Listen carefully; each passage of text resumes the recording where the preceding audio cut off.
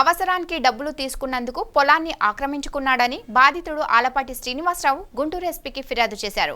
వివరాల్లోకి వెళ్తే చేబ్రోలు మండలం గొల్లపాలెం గ్రామానికి చెందిన ఆలపాటి శ్రీనివాసరావు అదే గ్రామానికి చెందిన గట్టుపల్లి నాగేశ్వరరావు వద్ద కుటుంబ అవసరాల నిమిత్తం 2 లక్షలు అప్పు తీసుకున్నాడు. అయితే 2 లక్షల చక్రవడ్డీలు కట్టి 10 లక్షలు ఇవ్వాలని శ్రీనివాసరావు డిమాండ్ చేశాడు. శ్రీనివాసరావు తన పొలం అమ్మిస్తానని చెప్పగా నాగేశ్వరరావు ఆ పొలాన్ని ఆక్రమించాడని బాధితుడు మీడియాకు తెలిపారు. చేబ్రోలు సారు, నా పేరు ఆలపాటి శ్రీను. నా పొలము నేను అతని దగ్గర వడ్డీకి తీసుకున్న మాట వాస్తవం. నాగయ్య అని అతను గట్టుపల్లి నాగేశ్వరరావు దగ్గర తీసుకుంది వాస్తవం. కాకపోతే నేను మాది పూర్వగిల ఆస్తి ఉందో ఎకరన్నర పొలం అది అమ్మి నేను ఇస్తానన్నాను. నా పొలం దున్ని ఆక్రమించి వేసుకున్నాడు. నేను అది ఏరియా వాళ్ళ దగ్గరకే అమ్ముతానని చెప్పాను. అతను కాగితాలు కొంచెం ఇది ఉండగా వాళ్ళకి డబ్బులు ఇస్తానని చెప్పాను. అయినా దౌర్జన్యం చేసి నా పొలం దున్నుకొని నాటేసుకుంటున్నాడు. అది మీ అందరిని మీరు న్యాయం చేయమని నేను ఎస్పీ గారి దగ్గర కంప్లైంట్ ఇచ్చాను.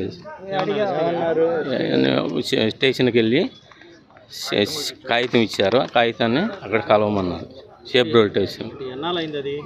మొన్న ఈ మధ్య సార్ 2 నెలలు దున్నుకొని ఆయన నేను డబ్బులు తీసుకున్నా. తాకట్టు ఏం పెట్టలే అతని దగ్గర.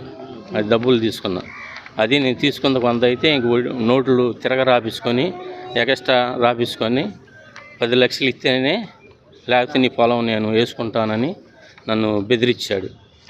అది సార్ నేను ఇచ్చింది నేను తీసుకుంది 2 లక్షలన్నర. అతను ఇంకా ఎక్కువ రాపించుకున్నాడు నోట్లు నా దగ్గర. అది డబ్బులు మొత్తం 10 లక్షలు కట్టాలంటున్నాడు. నేను పొలం వేరే వాళ్ళకి అమ్మాను. తిరగరాయితే నేను తీసుకుంది 2 లక్షలు సార్. తిరగరాయి 10 లక్షలు కట్టమంటున్నాడు సార్.